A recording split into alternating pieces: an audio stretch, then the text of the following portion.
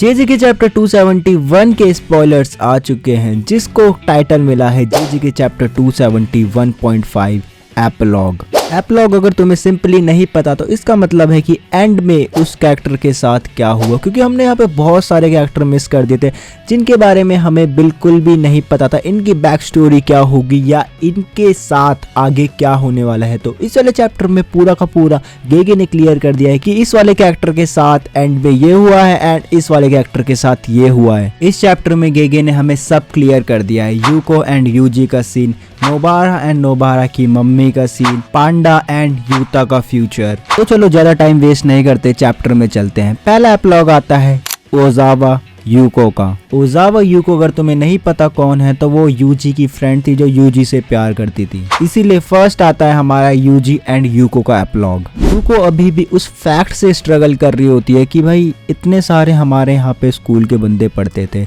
लेकिन कोई भी एक दूसरे को भाई पहचान नहीं पाता। मैं यहाँ पे इतने सालों बाद आ रही हूँ यार, किसी ने मेरे को अभी भी नहीं पहचाना। लेकिन जैसे ही यूजी ने यूको की तरफ देखा उसने उसे तुरंत पहचान लिया। और उसमें थोड़ा स्नो के बारे में बात की जाती है कि यूजी एंड यूको दोनों स्नो को भाई पहले से ही कितना ज्यादा लाइक करते थे, और यहाँ पे दिखाया जाता है कि भाई यूको यूजी को कितना ज्यादा लाइक करती है। तो मेरे ख्याल से भाई फर्स्ट एपिलॉग का यहाँ पे सिंपली गेगे बोलना चाहता है कि यहाँ पे यूजी एंड यूको आगे चल के भाई एक साथ रहने लगेंगे या एक साथ मैरी वगैरह कर लेंगे, जैसे कि अदर एनिमेज में भी होता है, तो भाई सेम इसमें भी हो सकता है। फिर आता है पांडा का एपिलॉग। इसमें आता है भाई फ्यूचर का सीन, 2080 का सीन, जिसमें पांडा को एक स्टोरेज फैसिलिटी में रखा जाता है जिसके ऊपर पूरा का पूरा पोजीशन होता है गोजो की फैमिली का। और वहाँ पे दिखाया जाता है कि एक लड़की आती है, उस पांडा को क्यूट बोल के भाई उसे उठा लेती है। फिर वहाँ पे एक बॉय आता है जो उससे बोलता है कि ये कर्स्ड है, इसीलिए भाई वो गर्ल उस पांडा को फेंक देती है। फिर वहाँ पे पांडा उठ जाता है और बोलता है कि यार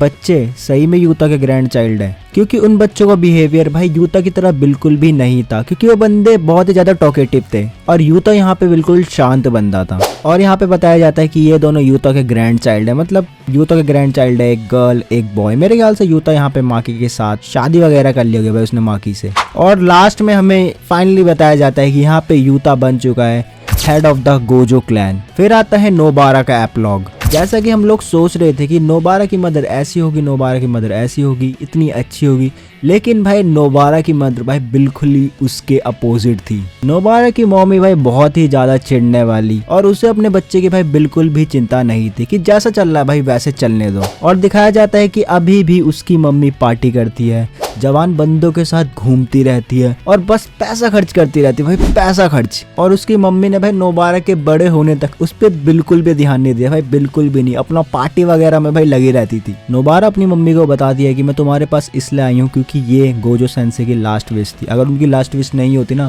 तो तुम्हारे पास कभी आती भी नहीं। क्योंकि नोबारा अपनी मम्मी से भाई बहुत ही ज्यादा नफरत करती थी भाई, ऐसी मम्मियों से भाई कौन नफरत नहीं करेगा भाई, कौन नहीं करेगा। इसीलिए नोबारा फैमिली रियूनियन के लिए अपनी ग्रैंड मदर को भी बुला लेती है, जो कि भाई डेड थी, और डेड से उसे बुलाती है अपनी मम्मी को सबक सिखाने के लिए। That's called true family reunion. और नोबारा की मम्मी अपनी मम्मी को देख के भाई उसकी बहुत ही गंदी फट जाती है भाई, कांपने लगती है वो। फिर आता है लास्ट एपिलॉग, जिसका भाई सबको बहुत ही टाइम से वेट था, उरामे एंड सुकुना की बैक स्टोरी। उरामे की पावर दिखाई जाती है आउट ऑफ कंट्रोल की, मतलब वो अपनी पावर में ढंग से कंट्रोल नहीं कर पाता, जिसकी वजह से उरामे के फादर और मदर दोनों मर जाते हैं। इसीलिए सुकुना उसे अपने पास बुलाता है। सुकुना वहां पहुंचता है और वो देखता है भाई इस बच्चे के तो फादर और मदर मर चुके हैं। फिर सुकुना वहां पे उस बच्चे यानी कि उरामे के पास पहुंचता है और बोलता है देखो ये मीट यहाँ पे बिल्कुल भी सड़ा हुआ नहीं है, क्योंकि वो मीट बिल्कुल ही ठंडा होता है, तुम्हें पता चलेगा ठंडा क्यों था वो मीट। फिर वहां पे वो लोग आग जलाते हैं, उरामे उस वाले मीट को थोड़ा गर्म करता है और फिर थोड़ा ठंडा करके सुकुना को देता है। फिर सुकुना यहाँ पे थोड़ा सा एनालाइज करता है, उस बच्चे से भाई काफी शॉक सा हो जाता है कि ये बच्चा अपनी आइज एबिलिटी इतने अच्छे से कैसे कंट्रोल कर पा रहा है, और ये सब भाई इस बच्चे ने अपने आप ही सीखा। भाई साहब दाग देनी पड़ेगी। उरामे फिर सुकुना से बोलता है क्या तुम इंसानों को मार सकते हो? सुकुना बोलता है यार ये ना पर्सन पे डिपेंड करता है, लेकिन इंसान काफी ज्यादा डिलीशियस होते हैं वैसे तो। और इसी तरीके से सुकुना को अपना कुक मिल जाता है, और सुकुना उरामे को ठंडा होने के बावजूद भी अपने पास रखता है। उरामे सुकुना से पूछता है मेरे आसपास होने के बाद भी क्या तुम्हें ठंड बिल्कुल नहीं लग रही? तो यही था भाई जेजेके का एप्लॉग। तो कमेंट करना इन सब एप्लॉग में से तुम्हें सबसे बढ़िया एप्लॉग किसका लगा।